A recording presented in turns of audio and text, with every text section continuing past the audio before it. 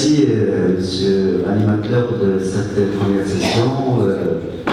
De ma part, je tiens à remercier les organisateurs de ces deuxièmes journées, ces deuxièmes rencontres autour du lait, d'avoir associé la profession laitière au Maroc, représentée par la Fédération interprofessionnelle marocaine du lait.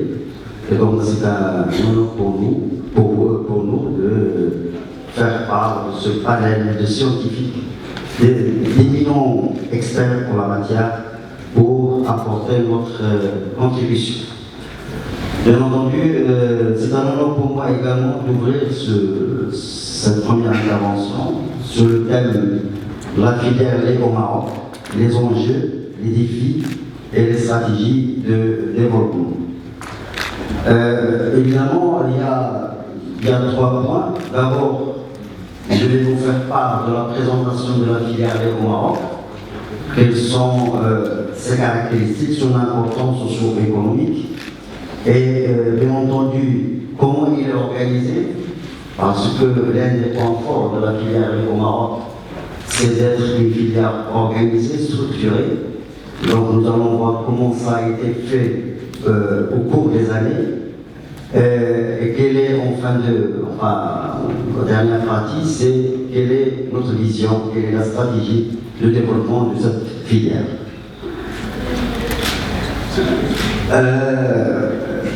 Comme vous le savez, le tissu productif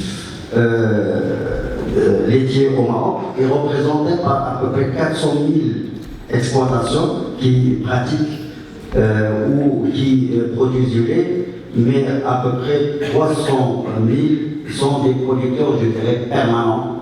Le reste, ce sont des producteurs, disons, un peu occasionnels, parce qu'ils produisent du lait pendant une partie de l'année. C'est une production pratiquement qui est concentrée dans les grandes zones agricoles, notamment les zones irriguées, comme vous le savez. Le Maroc dispose de grands périmètres, de grandes plaines irriguées, qui constituent pratiquement le bastion principal de la production laitière au Maroc. En aval également, nous avons un réseau de collecte du lait. Donc, les centres de collecte du lait, c'est un maillon qui se trouve entre le producteur et le transformateur. Donc, un réseau de 2700 centres de collecte du lait et 90 unités de transformation, dont 80% du volume traité par une dizaine de grandes unités. Évidemment, le cheptel laitier au Maroc, comme vous le savez, c'est un cheptel à peu près 1 200 000 femelles en âge de reproduction, qui sont constituées par 2 types essentiellement, 2 types génétiques, des types améliorés et des types dits locaux, des races locales. Donc, les races améliorées, les types améliorés, c'est les races d'origine importées qui sont élevées au Maroc. Et bien entendu, c'est des animaux qui sont croisés, qui sont issus de croisement entre les races d'origine importées et les races locales.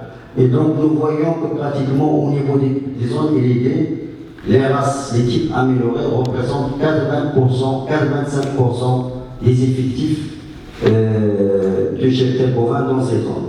Donc c'est pour illustrer encore une fois que les zones irriguées sont pratiquement les principales zones productrices laitières au Maroc. Quelques indicateurs clés de la filière, donc comme il a été dit, donc c'est à peu près 1 220 000 femelles en âge de reproduction. Nous produisons actuellement, ce sont les chiffres 2016, 2 500 000 litres de lait.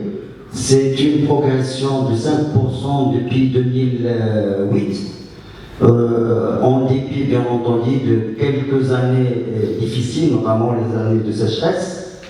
Une consommation de 72 équivalents litres de lait par habitant et par an, contre 55 en 2009.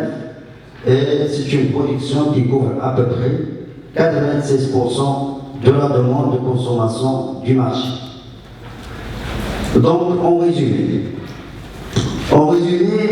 la filière lait, c'est une filière stratégique pour l'économie rurale. Elle accomplit un rôle multifonctionnel et avec des enjeux d'importance majeure. Donc, c'est une filière qui génère un chiffre d'affaires de 13 milliards de dirhams par an, dont à peu près la moitié sont injectés au milieu rural, d'où ici, on voit ici apparaître clairement le rôle, le lait en tant que vecteur de développement, qui est la thématique de ce colloque. Donc, c'est un secteur social. Donc, il procure de revenus à environ 400 000 foyers et assure 460 000 emplois permanents. Donc, c'est un secteur qui contribue également à la sécurité sanitaire du pays, car la production nationale couvre environ 96% de la demande du lait et ses dérivés. Cependant, il y a quand même la filière lait fait face à plusieurs défis, notamment des aléas climatiques. Malheureusement, nous connaissons des années difficiles.